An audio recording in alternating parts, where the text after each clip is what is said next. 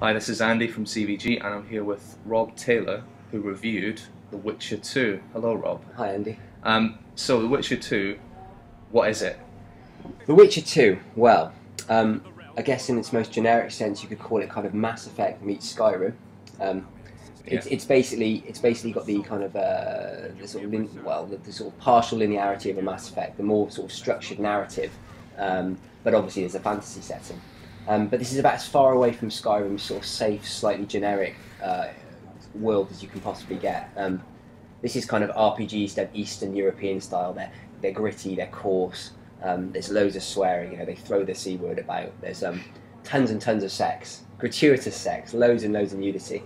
But you know, it's not a puerile kind of nudity, a puerile kind of coarseness. There's some really interesting themes explored in this game, and that go way beyond what you might expect from traditional RPGs. So would you say this was a story-led game, and you think it has a richer story than, say, Skyrim? Yeah, I mean, I think Skyrim's inherent freedom means that the story is never going to be quite as focused as something like The Witcher. I mean, I really would kind of like relate it to something like Mass Effect, in that it's very similar in terms of.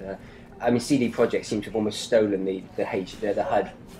Or especially the way you approach moral problems from Mass Effect. That's absolutely no bad thing. You know, they've thrown in a combat system that I would say is kind of like a fantasy version of Arkham Asylum, and obviously they've filled in some huge creatures, as you can see here. There's a real kind of sense of preparing for battles in The Witcher. So this particular boss that you can see here is the Karen, and if you go in blind against this guy, he will kill you in 10 seconds flat. So it's more kind of like preparing, doing your research on the bosses you're going to fight, preparing potions, blade coatings, and so on. So there's some real thought behind the combat in this game. So this was originally quite a big deal on PC, and was heralded for its beautiful visuals. How has the transformation to an Xbox game been?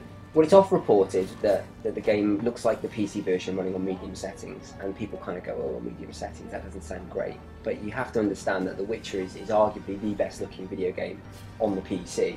And for a console like the 360, you know, relatively late in its hardware lifespan, to be churning out visuals like this is quite something. I think, you know, it's equally as beautiful as Skyrim or Mass Effect, perhaps more so in places. But they've had to squeeze it onto 2 discs, haven't they? Yeah, I mean, you know, there's the whole problem about that kind of, there's a whole issue about that kind of thing, but I really don't think it detracts. Like I said, this is quite a narratively driven experience, and so you won't be kind of inserting CD1 like in the old kind of PC games. Yeah. Of you know, once you get to the certain act, you pop in the next disc, and it's, you don't think about it after that. So you say it's narrative driven, but are there RPG style distractions, and is there a lot of optional stuff? Absolutely. I mean, you know, obviously you play as Geralt, and that's kind of The Witcher, this chap you can see here now, and that's kind of, people have been, well, I want to play as someone else, but Geralt's a hugely interesting character. But as far as kind of, you know, tinkering with him is concerned, you know, you can morally role play him, so you can play him as a heroic guy who's faithful to his woman. You can play him as like the biggest male slut of all time.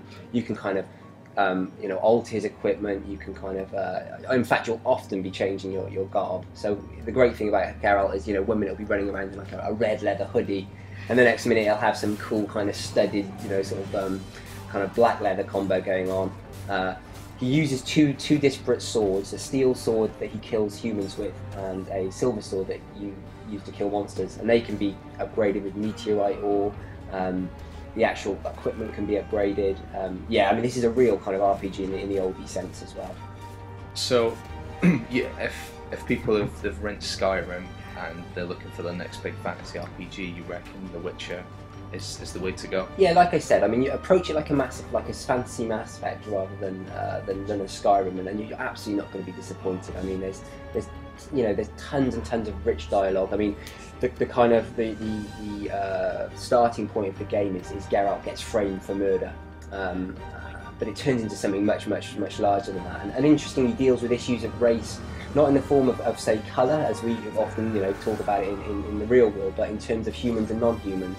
You kind of get drawn into this kind of guerrilla war between the Scoia'tael, the non-humans, and the humans, and there's some really interesting mature themes explored that. So, you know, you're really getting bang for your narrative buck, as well as you can see, some really exciting kinetic kind of combat.